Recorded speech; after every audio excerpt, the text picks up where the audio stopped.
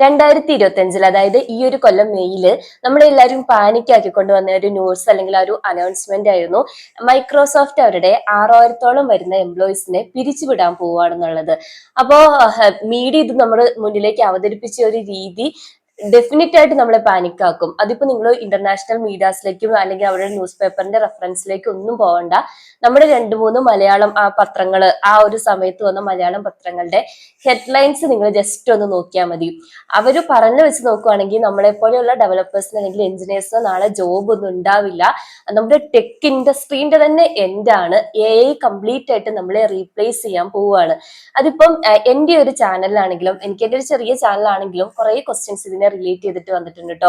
ചേച്ചി, നമുക്ക് ഇനിയും ഒരു AI എഞ്ചിനീയർ അല്ലെങ്കിൽ ഒരു ഡെവലപ്പർ ആയിട്ട് നിലനിൽക്കുന്നത് കൊണ്ട് എന്തെങ്കിലും യൂസ് ഉണ്ടാവോ, ഭാവിയിലേക്ക് നമുക്ക് ഒരു പണി ഇല്ലാണ്ടായി പോവോ, അല്ലെങ്കിൽ കുറെ പിള്ളേര് അവരിപ്പം ആക്ച്വലി ഇൻട്രസ്റ്റഡ് ആണ് പ്രോഗ്രാമിങ്ങിലോ അല്ലെങ്കിൽ ഈ ഒരു IT ഇൻട്രസ്റ്റിന്റെ ഏതെങ്കിലും ഒരു ഫീൽഡിൽ അവർക്ക് ഈവൻ ആനിമേഷനിൽ പോലും അവർക്ക് ഇൻട്രസ്റ്റ് ഉണ്ട്. പക്ഷെ എല്ലാ ഫീൽഡിനെയും ഈ ഒരു ക്യാപ്ഷൻ ഉണ്ടല്ലോ. അപ്പോൾ നമ്മുടെ മീഡിയാസിന്റെ ഒക്കെ കുഴപ്പം എന്താണെന്ന് വെച്ചിട്ടുണ്ടെങ്കിൽ അല്ലെങ്കിൽ എല്ലാവരും പറയുന്ന ഒരു കേസാണ് നെഗറ്റീവ് ന്യൂസിന് മാത്രമേ ക്ലിക്ക് ബൈറ്റ് കിട്ടുള്ളൂ എന്ന്. അപ്പൊ ക്ലിക്ക് ബൈറ്റ് കിട്ടാൻ വേണ്ടിയിട്ട് ഇവർ ഈ ഉണ്ടാക്കുന്ന തംബ്നെയിൽസ് ആണെങ്കിലും ഇവരിടുന്ന ക്യാപ്ഷൻസ് ആണെങ്കിലും അല്ലെങ്കിൽ ഇവർ കൊടുക്കുന്ന ന്യൂസിന്റെ ഹെഡ്ലൈൻസ് കൊണ്ട് പാനിക്കായി പോകുന്ന അല്ലെങ്കിൽ ഈ ഒരു ഫീൽഡേ വേണ്ടാന്ന് വെച്ച് വേറെ ഏതെങ്കിലും ഒരു ഫീൽഡിലേക്ക് ഇൻട്രസ്റ്റ് ഇല്ലാത്ത ഒരു ഏരിയയിലേക്ക് പോകുന്ന ഒത്തിരി പേരുണ്ട്. അപ്പം നമ്മുടെ ഇന്നത്തെ വീഡിയോന്റെ ടോപ്പിക്കും ഇതാണ്. ആക്ച്വലി നമ്മളെ പോലെയുള്ള സോഫ്റ്റ്വെയർ എഞ്ചിനീയേഴ്സിനെ AI റീപ്ലേസ് ചെയ്യുന്നുണ്ടോ? അപ്പൊ വീഡിയോയിലേക്ക് പോകുന്നതിന് മുന്നേ നിങ്ങൾ എന്റെ ഒരു ചാനൽ ഫസ്റ്റ് ടൈം ആണ് കാണുന്നതെന്നുണ്ടെങ്കിൽ എന്റെ പേര് അനു എന്നാണ്. ഇതുപോലെ ടെക് റിലേറ്റ് ചെയ്തിട്ടുള്ള വീഡിയോസ് ആണ് ഞാൻ ഈ ഒരു ചാനലിൽ ഹാൻഡിൽ ചെയ്യുന്നത്. നിങ്ങൾ പ്രീവിയസ് വീഡിയോസ് ചെക്ക് ചെയ്ത് നോക്കിയിട്ടുണ്ടെങ്കിൽ അവിടെ Node.js, റിയാക്ട്, അതുപോലെ മെയിൻ സ്റ്റാക്കിന്റെ പ്രൊജക്റ്റുകള്, റിയാക്ട് റിലേറ്റ് ചെയ്തിട്ടുള്ള പ്രൊജക്ട്, റിയാക്ടിന്റെ നെക്സ്റ്റ്.js ഫ്രെയിംവർക്ക് ഒക്കെ ഞാൻ ചെയ്തിട്ടുണ്ട്. റെക്കമെൻഡഡ് വീഡിയോ ചെക്ക് ചെയ്ത് നോക്കിയാൽ മതി. അത് കൂടാതെ ഡെവോപ്സിന്റെ വീഡിയോസും നമ്മൾ ഈ ചാനലിൽ ഹാൻഡിൽ ചെയ്യുന്നുണ്ട് കേട്ടോ. അതുപോലെ എന്നോട് കുറെ പേര് ഒരു മെയിൻ സ്റ്റാക്കിന്റെ കംപ്ലീറ്റ് പ്രൊജക്ട് ചെയ്യാൻ വേണ്ടിയിട്ട് പറയുന്നുണ്ട്. എനിക്ക് ഇപ്പോഴാണ് ഒരു ടൈം കിട്ടിയത് കേട്ടോ. ഇനി ഞാൻ നിങ്ങളെ റിക്വസ്റ്റ് ചെയ്ത ഓരോ ലോങ് വീഡിയോസ് ആയിട്ട് ചെയ്യുന്നതായിരിക്കും. എന്റെ ജേർണിയും കാര്യങ്ങളൊക്കെ കഴിഞ്ഞ് എനിക്ക് ഇപ്പോഴൊന്ന് ടൈം കിട്ടിയത്. കുറച്ച് പേഴ്സണൽ ഇഷ്യൂസ് ഒക്കെ ഉണ്ടായിരുന്നു. അതുപോലെ ഞാൻ എന്റെ ചാനലിനെ പറ്റിയും എന്നെ പറ്റിയുള്ള എന്തെങ്കിലും നിങ്ങൾക്ക് അറിയണോ എന്നുള്ളൊരു Q&A കമ്മ്യൂണിറ്റി ടാബിൽ ചോദിച്ചിട്ടുണ്ടായിരുന്നു. അവർ കൂടുതൽ പേരും അവരുടെ കുറച്ച് ടെക്നിക്കൽ ഡൗട്ട്സ് എന്നോട് ചോദിച്ചത്. അത് നമുക്ക് വേറൊരു Q&A ആയിട്ട് ചെയ്യാം. ഇത് ഈ ചാനലിനെ പറ്റി അല്ലെങ്കിൽ എന്നെ പറ്റി നിങ്ങൾക്കൊന്നും അറിയത്തില്ലല്ലോ എന്ന് വിചാരിച്ച് കുറച്ച് പേര് എന്റെ ജോബിനെ പറ്റിയൊക്കെ ചോദിച്ചിട്ടുണ്ടായിരുന്നു. അപ്പൊ അതിന് വേണ്ടിയിട്ടൊരു Q&A ആണ്. അപ്പൊ അത് റിലേറ്റ് ചെയ്തിട്ടുള്ള ക്വസ്റ്റ്യൻസ് ആയിരുന്നു ഞാൻ എക്സ്പെക്ട് ചെയ്തത്. കുറച്ച് പേർക്ക് ക്വസ്റ്റ്യൻസ് തന്നെ ഇട്ടിട്ടുള്ളൂ. അപ്പൊ ക്വസ്റ്റ്യൻസ് തന്നെ ഞാൻ കാണുന്നുണ്ട്. കുറച്ചും കൂടെ ക്വസ്റ്റ്യൻസ് ആയി കഴിയുമ്പോൾ നമുക്ക് ആ ഒരു Q&A സെഷൻ ചെയ്യാം കേട്ടോ. അപ്പൊ നമുക്ക് നമ്മുടെ ഇന്നത്തെ ഒരു വീഡിയോയിലേക്ക് വരാം. നമ്മൾ AI പോകുന്നതിന് മുന്നേ മീഡിയ നമ്മളോട് പറയാതെ വെച്ച അല്ലെങ്കിൽ നമ്മൾ ഒത്തിരി ഡീപ്പായിട്ട് ചെക്ക് ചെയ്യാതിരുന്ന ആ ഒരു ലെയ്ഡ് ഓഫ്സിന്റെ വേറൊരു സൈഡ്, അല്ലെങ്കിൽ ഒരുപാട് പേർക്ക് ജോബ് നഷ്ടപ്പെട്ട ആ ഒരു സിറ്റുവേഷനിൽ നിന്ന് മാറിയിട്ട് അതിന് എന്തെങ്കിലും ബെനിഫിറ്റ് ഉണ്ടായിരുന്നോ, നാളേക്ക് നമ്മളെപ്പോലുള്ളവർക്ക് എന്തെങ്കിലും ഒരു ഗുണം ഉണ്ടാകാൻ വേണ്ടി അല്ലെങ്കിൽ അവരുടെ കമ്പനിക്ക് അറ്റ്ലീസ്റ്റ് ഒരു പ്രോഫിറ്റ് ഉണ്ടാകാൻ വേണ്ടിയിട്ടുള്ള ഒരു മൂവ്മെന്റ് ആയിരുന്നോ, അത് നമുക്കൊന്ന് ചെക്ക് ചെയ്ത് നോക്കാം. കാരണം ഒരിക്കലും മൈക്രോസോഫ്റ്റ് പോലുള്ള കമ്പനി ഒരിക്കലും നഷ്ടത്തിലായതുകൊണ്ടോ അവർക്ക് പ്രോഫിറ്റ് ഇല്ലാത്തത് കൊണ്ടോ അവരുടെ കോസ്റ്റ് കട്ട് ഡൗൺ ചെയ്യാൻ വേണ്ടിയിട്ടൊന്നുമല്ല ഇങ്ങനെ ഒരു ചേഞ്ച് അവർ അല്ലെങ്കിൽ ഒരു ഇത് കൊണ്ടുവന്നത്. അപ്പം ഒരു സത്യം എന്താന്ന് വെച്ചിട്ടുണ്ടെങ്കിൽ ഇതൊരു ജോബ് എലിമിനേഷൻ ആയിരുന്നില്ല, പകരം ഒരു ജോബ് റെവല്യൂഷൻ ആയിരുന്നു. അതെന്താന്ന് ഞാൻ പറയാം. ഈ ഒരു റെവല്യൂഷനെ കുറിച്ച് നമ്മൾ അറിയാത്ത ഒന്നാമത്തെ കാര്യം എന്താന്ന് വെച്ചിട്ടുണ്ടെങ്കിൽ അതൊരിക്കലും മൈക്രോസോഫ്റ്റിന്റെ ഒരു ഡൗൺ സൈസിങ് ആയിരുന്നില്ല, അതൊരു സ്ട്രാറ്റജിക് ആയിട്ടുള്ള ഒരു റീസ്ട്രക്ചറിങ് ആയിരുന്നു. റീസ്ട്രക്ചറിങ് ആണ് നമ്മൾ കോൺസെൻട്രേറ്റ് ചെയ്യാതെ പോയ ആ ഒരു ടീം. റീസ്ട്രക്ചറിംഗ് എന്ന് പറഞ്ഞാല് അവരവരുടെ ഇൻവെസ്റ്റ്മെന്റിനെ അല്ലെങ്കിൽ അവരവരുടെ റിസോഴ്സിനെ റീഅലോക്കേറ്റ് ചെയ്തു. റീഅലോക്കേറ്റ് ചെയ്തെന്ന് പറഞ്ഞാൽ ഒരു സൈഡിൽ 6000-ഓളം പേരുടെ ജോലി പോയ സമയത്ത് വേറൊരു സൈഡിൽ 1000-ലും കൂടുതൽ പുതിയ ഹയറിംഗ് അവർ നടത്തി. അതിപ്പം AI എഞ്ചിനീയേഴ്സിന്റെ കേസിലാണെങ്കിലും ക്ലൗഡ് ആർക്കിടെക്ട്സിന്റെ കേസിലാണെങ്കിലും അല്ലാന്നുണ്ടെങ്കിൽ സ്പെഷ്യലൈസ്ഡ് ഡെവലപ്പേഴ്സിന്റെ ഒക്കെ കേസിൽ ഇങ്ങനൊരു ഹയറിംഗ് അവർ നടത്തിയിട്ടുണ്ടായിരുന്നു. അതൊരു പക്ഷെ നമ്മളിൽ കുറെ പേരെങ്കിലും അറിയാത്ത പോയൊരു കേസായിരിക്കും.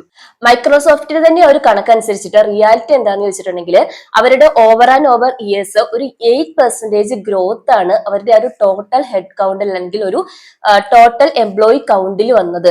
നമ്മൾ നോക്കുമ്പോൾ എന്താ അവരവരുടെ എംപ്ലോയീസിനെ പിരിച്ചുവിട്ടുകൊണ്ടേ ഇരിക്കുന്നു. അപ്പൊ നമ്മുടെ മനസ്സിൽ കമ്പനി ഷ്രിങ്ക് ആയിക്കൊണ്ടിരിക്കുക എന്നുള്ള ഒരു ഇതായിരിക്കുമല്ലോ വരിക.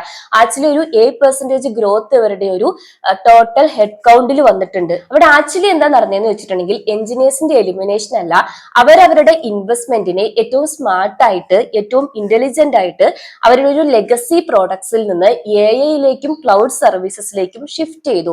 അതായത് ഏതൊരു കമ്പനീന്റെയും ഏറ്റവും വലിയ ലക്ഷ്യം എന്താ? അവർക്ക് പ്രോഫിറ്റ് ഉണ്ടാവണം, അവർക്ക് ഗ്രോത്ത് ഉണ്ടാവണം. സോ കമ്പനീസ് ഇവോൾവ് ആയിക്കൊണ്ടിരിക്കും. മസ്റ്റ് ആയിട്ടും വർക്ക് ഫോഴ്സ് ഇവോൾവ് ആവുക എന്നുള്ളത് ആ കമ്പനിയിൽ വർക്ക് ചെയ്യുന്ന ഓരോരുത്തരുടെയും റെസ്പോൺസിബിലിറ്റി ആണ് അല്ലെ. പേഴ്സണൽ ഗ്രോത്ത് ഉണ്ടാവുക എന്നുള്ളത് നമ്മുടെ റിക്വയർമെന്റ് ആണ്, കമ്പനീന്റെ റിക്വയർമെന്റ് അല്ല. നമുക്ക് ഗ്രോത്ത് ഇല്ല എന്നുണ്ടെങ്കിൽ നമ്മളെ ഈസിലി റീപ്ലേസബിൾ ആയിട്ടുള്ള ഒരാളാണ്. സോ നമ്മളെ കമ്പനി റീപ്ലേസ് ചെയ്യും. അത് അവരുടെ ഭാഗത്ത് നമുക്ക് കുറ്റം പറയാൻ വേണ്ടി പറ്റില്ലല്ലോ. ഇപ്പൊ മൈക്രോസോഫ്റ്റിന്റെ കാര്യം തന്നെ എടുത്തിട്ടുണ്ടെങ്കിൽ 15 വർഷത്തിൽ കൂടുതൽ അവിടെ വർക്ക് ചെയ്ത എംപ്ലോയീസും അവിടെ ഉണ്ട്. നമ്മൾ കണ്ട ഹെഡ്ലൈൻസ് ഇതായിരുന്നു, AI റീപ്ലേസസ് 6000 എഞ്ചിനീയേഴ്സ്. പക്ഷെ അതിന്റെ ഒരു ബിഗർ പിക്ചർ എന്താന്ന് വെച്ചിട്ടുണ്ടെങ്കിൽ കമ്പനി എന്താ ചെയ്തത്? അവര് ജോബ് എലിമിനേറ്റ് ചെയ്യുകയല്ല ചെയ്തത്. അവര് കമ്പനി ഒരു ഡിക്ലൈനിങ് ഏരിയയിൽ നിന്ന് ഗ്രോയിങ് ഏരിയയിലേക്ക് മൂവ് ചെയ്തു. അതായത് ട്രഡീഷണൽ ആയിട്ട് വരുന്ന ജോബ് ഓപ്പർച്യൂണിറ്റീസിനെ പതുക്കെ പതുക്കെ ഇവോൾവ് ചെയ്തു. ഗ്രാജുവലി അത് ഡിസപ്പിയർ ആയി. അപ്പം പുതിയ ഏറ്റവും എന്താ പറയാ ഓൾഡ് ആയിട്ടുള്ള ജോബ് ഓപ്പർച്യൂണിറ്റീസ് എലിമിനേറ്റ് ആകുന്നതിനേക്കാളും ഫാസ്റ്റർ ആയിട്ട് ഇപ്പം ഇൻഡസ്ട്രിയിൽ പുതിയ പുതിയ ജോബ് ഓപ്പർച്യൂണിറ്റീസ് ക്രിയേറ്റ് ആയി വരുന്നുണ്ട്. അത് ഞാൻ നെക്സ്റ്റ് നിങ്ങൾക്ക് പറഞ്ഞുതരാം. അതൊന്നും നമ്മൾ ചെക്ക് ചെയ്യാതെ ബ്ലൈൻഡ് ആയിട്ടാണ് നമ്മൾ വിശ്വസിക്കുന്നത് നമ്മുടെ ജോബ് പോകും, നാളെ ഞാനൊരു ജോബ്ലെസ് പേഴ്സൺ ആവും, നമ്മൾ ബ്ലൈൻഡ് ആയിട്ട് വിശ്വസിക്കുകയാണ്. ഇനി ഒരു ടെക് എവല്യൂഷന്റെ കേസിൽ ലേഡ് ഓഫ്സ് എന്ന് പറയുന്നത് പുതിയൊരു കാര്യമൊന്നുമല്ല. മൈക്രോസോഫ്റ്റിന് തന്നെ ഇതിനൊരു ഹിസ്റ്ററി ഉണ്ട്. അതായത് 2014 മൈക്രോസോഫ്റ്റ് അവരുടെ 18,000-ഓളം വരുന്ന ഈ ഒരു എംപ്ലോയീസിന്റെ റോൾസിൽ ഡീസ്ട്രക്ചറിങ് ചെയ്തിട്ടുണ്ട്. നിങ്ങൾ ഒരു പക്ഷെ കേട്ടിട്ടുണ്ടാവും. ഈ ഒരു മൊബൈൽസ് ഡെസ്ക്ടോപ്പിനെ റീപ്ലേസ് ചെയ്ത സമയത്ത് അവർ ക്ലൗഡ് സർവീസിലേക്ക് മാറി. അതിന്റെ ബെനിഫിറ്റ് അവർക്കുണ്ടായി. ഏകദേശം 3 ട്രില്യൺ പ്രോഫിറ്റ് ഉള്ള ഒരു കമ്പനിയായിട്ട് അവർ വളർന്നു. പിന്നെ അത് മാത്രമല്ല കേട്ടോ, മൈക്രോസോഫ്റ്റിൽ മാത്രമല്ല, HP-ന്റെ കേസിലാണെങ്കിലും അവർക്ക് 2015 ഇതേപോലെ തന്നെ 30,000 എംപ്ലോയീസിന്റെ റോൾസിനെ അഫക്ട് ചെയ്തു. അതായത് അവര് 2 കമ്പനീസ് ആയിട്ട് സ്പ്ലിറ്റ് ചെയ്തു. എഗെയിൻ ഈ ഒരു ഹാർഡ്വെയറിൽ നിന്ന് സർവീസിലേക്കുള്ള ഒരു ട്രാൻസിഷന്റെ പാർട്ടായിരുന്നു അവിടെ നടന്നത്. അതായത് അവർ കൂടുതൽ ഓരോ കമ്പനിയും, ഈ 2 കമ്പനിയും അവരുടേതായ ഡെവലപ്മെന്റിൽ ഫോക്കസ് ചെയ്തു.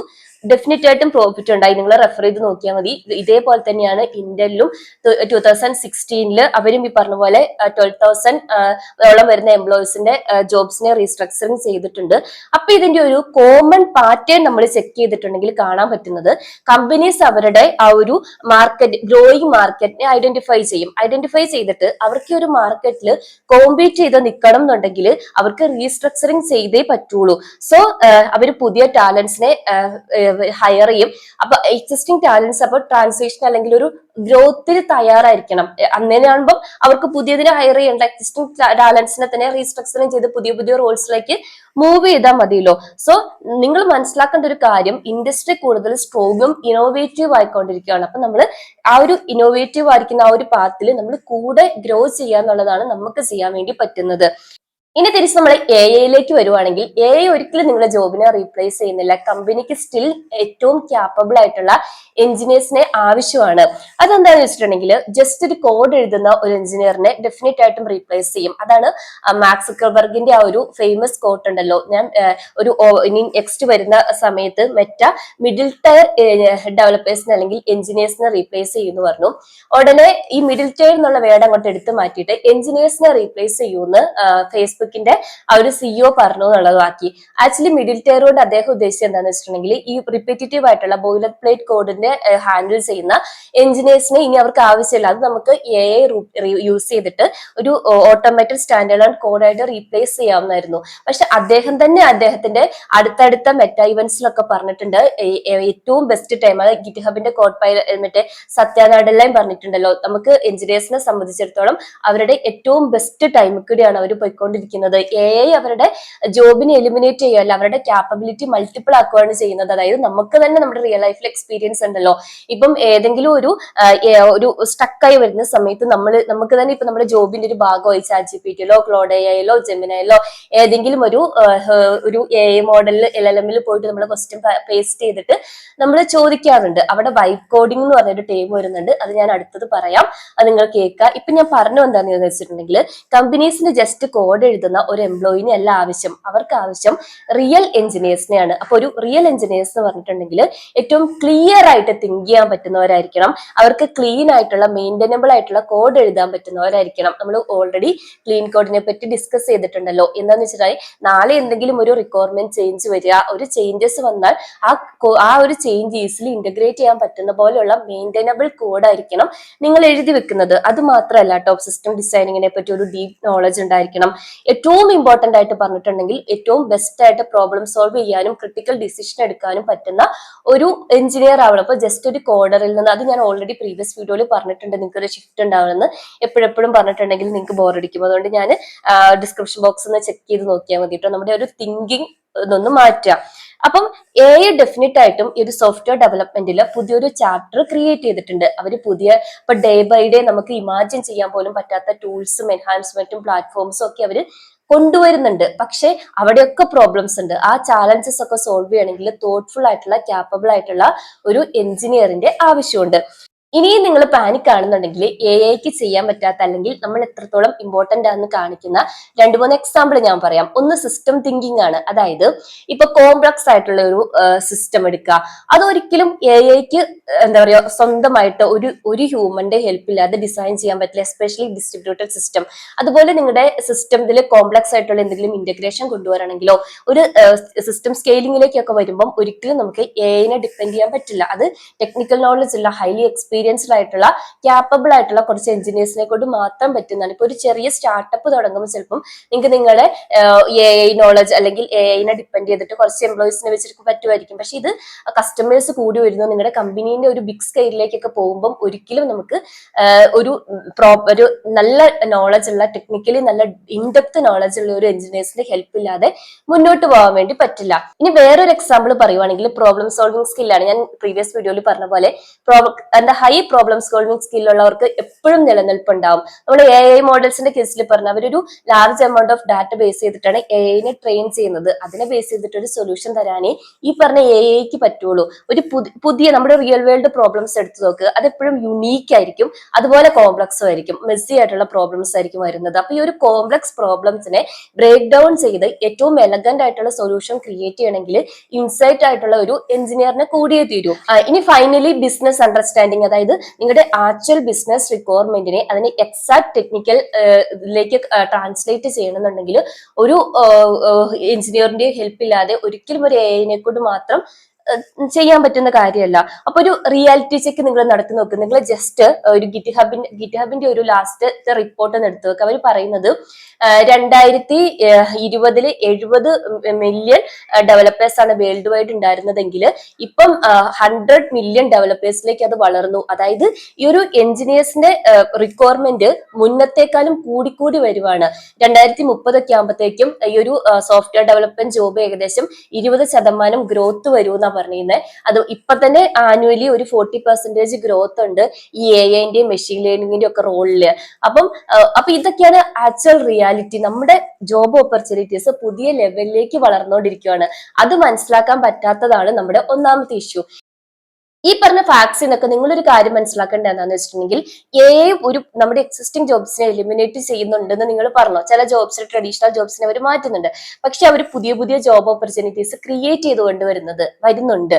അതാണ് നമ്മൾ മനസ്സിലാക്കിയിരിക്കേണ്ട അല്ലെങ്കിൽ നമ്മൾ പഠിക്കേണ്ട പുതിയ കാര്യം. ഇപ്പൊ കുറച്ച് അവർ ക്രിയേറ്റ് ചെയ്യുന്ന പുതിയ കാറ്റഗറീസ് പറയുവാണെങ്കിൽ ഇപ്പൊ അവര് AI എഞ്ചിനീയേഴ്സ്, ഇപ്പം നമ്മുടെ ഇപ്പൊ എക്സിസ്റ്റിംഗ് ആയിട്ടുള്ള AI മോഡൽസിനെ ബിൽഡ് ചെയ്യാനും ട്രെയിൻ ചെയ്യാൻ വേണ്ടിയിട്ടുള്ള എഞ്ചിനീയേഴ്സ്, അതുപോലെ തന്നെ MLOps എഞ്ചിനീയേഴ്സ്, അതായത് നമ്മുടെ എക്സിസ്റ്റിംഗ് മോഡൽസിനെ മോണിറ്റർ ചെയ്യാൻ വേണ്ടിയിട്ടും അതുപോലെ തന്നെ മാനേജ് ചെയ്യാൻ വേണ്ടിയിട്ടുള്ളവര്, അതുപോലെ തന്നെ AI സേഫ്റ്റി എഞ്ചിനീയേഴ്സ്, ഇപ്പൊ എക്സിസ്റ്റിംഗ് AI മോഡൽസിന്റെ സേഫ്റ്റി എൻഷുർ ചെയ്യാൻ വേണ്ടിയിട്ടുള്ള എഞ്ചിനീയേഴ്സ്, പ്രോംപ്റ്റ് എഞ്ചിനീയേഴ്സ്, അതായത് ഇവരുടെ റെസ്പോൺസിനെ ഏറ്റവും കൂടുതൽ ഒപ്റ്റിമൈസ് ചെയ്യാൻ വേണ്ടിയിട്ടുള്ളത്, AI ഇന്റഗ്രേഷൻ, എക്സിസ്റ്റിംഗ് സിസ്റ്റത്തിനെ AI കണക്ട് ചെയ്യാൻ വേണ്ടിയിട്ടുള്ള എഞ്ചിനീയേഴ്സ്, അതായത് നമ്മുടെ MCP സെർവേഴ്സിലൊക്കെ നമ്മൾ പ്രീവിയസ് വീഡിയോയിൽ ഡിസ്കസ് ചെയ്തിട്ടില്ലേ. അതൊക്കെ ഒരു വൈഡ് റേഞ്ച് ആണ് കേട്ടോ. അപ്പൊ ഇതുപോലുള്ള ഓപ്പർച്യൂണിറ്റീസ് പുതിയത് വരുന്നുണ്ട്. ഇപ്പം പുതിയ പഠിക്കുന്ന ജസ്റ്റ് ഇപ്പൊ BTech എടുക്കുന്ന പിള്ളേരോടോ അല്ലെങ്കിൽ നിങ്ങൾ BC എടുക്കുന്ന പിള്ളേരോടൊക്കെ ഞാൻ പറയുന്നത് എന്താണെന്ന് വെച്ചാൽ നിങ്ങൾ ജസ്റ്റ് ആ 3 ഇയർ കോഴ്സ് അല്ലെങ്കിൽ 4 ഇയർ കോഴ്സ് കംപ്ലീറ്റ് ചെയ്യുന്നതിന് പകരം അതിന്റെ കൂടെ ഇതുപോലെ അഡ്വാൻസ്ഡ് ആയിട്ടുള്ള ഇന്റഗ്രേറ്റഡ് കോഴ്സും കൂടെ ആഡ് ചെയ്ത് പഠിക്കുക. അപ്പൊ നിങ്ങൾ ഇറങ്ങുമ്പോഴത്തേക്കും പിന്നെ നിങ്ങൾ ഒരു കോഴ്സിന് പോയി ജോബിൽ കയറുന്നതിനേക്കാളും നിങ്ങൾക്ക് ജോബ് ഓപ്പർച്യൂണിറ്റീസ് ഹയർ ആയിരിക്കും. നിങ്ങൾ കൂടുതൽ പ്രാക്ടിക്കൽ നോളജ് ഗെയിൻ ചെയ്യാൻ ശ്രമിക്കുക കേട്ടോ. ഇനി എനിക്ക് നിങ്ങളോട് പറയാനുള്ള ഇമ്പോർട്ടന്റ് ആയിട്ടുള്ള കാര്യമാണ് വൈബ് കോഡിങ്. ഇതിപ്പോ ഞാൻ പറയേണ്ട ആവശ്യമില്ല, നിങ്ങൾ ഒരുപാട് യൂട്യൂബ് വീഡിയോസ് ആണെങ്കിലും ഒക്കെ കണ്ടിട്ടുണ്ടാവും. മറ്റേ ഒത്തിരി ഇതൊക്കെ ഇതിന്റെ പേരിൽ ആർട്ടിക്കിൾസ് ഒക്കെ വരുന്നുണ്ട്. നിങ്ങൾ ദയവ് ചെയ്ത് അത് ഫോളോ ചെയ്ത് നിങ്ങൾ ട്രൈ ചെയ്ത് നോക്കിക്കോ. ഓരോ ട്രെൻഡ്സും വരുമ്പോൾ ട്രൈ ചെയ്ത് നോക്കുക എന്നുള്ളത് ആവശ്യമാണ്, അല്ലെങ്കിൽ നമുക്കൊരു ഇൻട്രസ്റ്റിംഗ് ആയിട്ടുള്ള ഒരു കാര്യമാണല്ലോ. പക്ഷെ ദയവ് ചെയ്ത് അതിന് പുറകെ പോകരുത്. ഈസി ആയിട്ട് കമ്പനീസിനെ ഡിസ്റ്റിംഗ്വിഷ് ചെയ്യാൻ വേണ്ടി പറ്റും നിങ്ങൾ ഒരു വൈബ് കോഡർ ആണോ അതോ ഒരു ആക്ച്വൽ റിയൽ എഞ്ചിനീയർ ആണോ എന്നുള്ളത്. അതിന് എക്സാമ്പിൾ ഞാൻ പറയാം. ഇപ്പൊ എന്താ വെച്ചിട്ടുണ്ടെങ്കിൽ ഇപ്പൊ ചിലർ പറയുന്നില്ലേ, മൊബൈൽ മാത്രം യൂസ് ചെയ്തിട്ട് ഞാൻ ഇത്രയും വലിയൊരു ആപ്ലിക്കേഷൻ ഡെവലപ്പ് ചെയ്തു, നിങ്ങൾക്ക് ചെയ്യാൻ വേണ്ടി പറ്റും.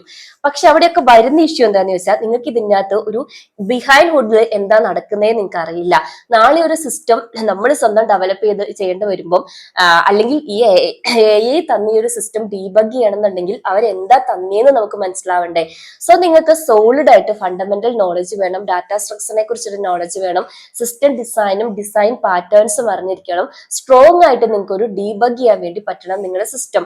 ഇതൊന്നും അറിയത്തില്ലാതെ ജസ്റ്റ് വൈബ് കോഡിങ് ഫോളോ ചെയ്യുന്ന ഒരാളാണെന്നുണ്ടെങ്കിൽ നിങ്ങളൊരു ഈസിലി റീപ്ലേസിബിൾ ആയിട്ടുള്ള ഇറലവന്റ് ആയിട്ടുള്ള ഒരു എഞ്ചിനീയർ തന്നെയാണ്. നിങ്ങളെ എഐക്ക് വേണ്ട ആർക്ക് വേണമെങ്കിലും ഒരു ജൂനിയർ ഡെവലപ്പറിനെ പോലും നിങ്ങളെ ഈസി ആയിട്ട് റീപ്ലേസ് ചെയ്യാൻ വേണ്ടി പറ്റും. സോ എന്താ പറയാ, ജസ്റ്റ് ഇങ്ങനെ കോപ്പി പേസ്റ്റ് ചെയ്ത് അതിപ്പോ നിങ്ങൾ ഒരു സിമ്പിൾ സൊല്യൂഷൻ ആണെങ്കിൽ പോലും AI തരുന്ന സൊല്യൂഷൻ അങ്ങനെ തന്നെ എടുക്കരുത്.